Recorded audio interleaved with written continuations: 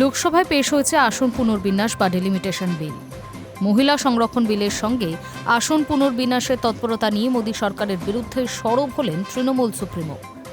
নির্বাচনী জনসভা থেকে ফের একবার রাজ্য ভাগের আশঙ্কা মুখ্যমন্ত্রীর। তিনি বলেন, টুকরো টুকরো করে দিয়েছে দেশটাকে, একদিন দেখবেন কোচবিহারটাই হারিয়ে গেছে। কোচবিহারের ঘোকসাডাঙ্গার ছোট শিমুলগুড়ি গ্রাউন্ডের সভা থেকে বিজেপিকে কড়া ভাষায় আক্রমণ করেন তৃণমূল সুপ্রিমো। মমতা বন্দ্যোপাধ্যায়ের দাবি, এই বিলের মাধ্যমে বিজেপি আসলে উত্তরবঙ্গকে মূল রাজ্য থেকে বিচ্ছিন্ন করে এনআরসি করে ভোটারদের নাম কাটার চক্রান্ত করছে। মমতার প্রশ্ন, ৩৩% মহিলা সংরক্ষণ বিল তো অনেক দিন ধরে পড়ে রয়েছে, তার সঙ্গে জনবিন্যাস কেন করছো? বাংলাকে ভাগ করার চক্রান্ত করছো? তৃণমূল সুপ্রিমো স্পষ্ট জানান, আজকে আমি যখন এখানে সভা করছি তখন ডিলিমিটেশন বিল নিয়ে এসেছে।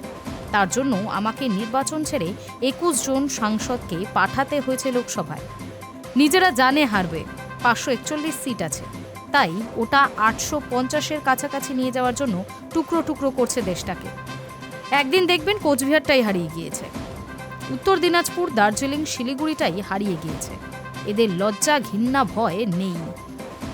উল্লেখ্য, ২০২৩ সালে পাশ হওয়া বিলে উল্লেখ করা হয়েছিল, নতুন করে জনগণনার পরই আসন পুনর্বিন্যাস করিয়ে মহিলাদের ৩৩% আসন দেওয়া হবে।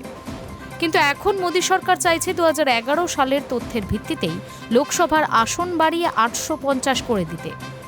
ইন্ডিয়া জোটের অভিযোগ, জনবিন্যাসের অজুহাতে বহু মানুষের ভোটাধিকার কেড়ে নেওয়ার পাশাপাশি নিজেদের রাজনৈতিক সুবিধা পেতেই মরিয়া হয়ে উঠেছে গেরুয়া শিবির। সেই অভিযোগেই ফের একবার মোদী সরকারকে একহাত নিলেন Trinamool supremo. Hi news network.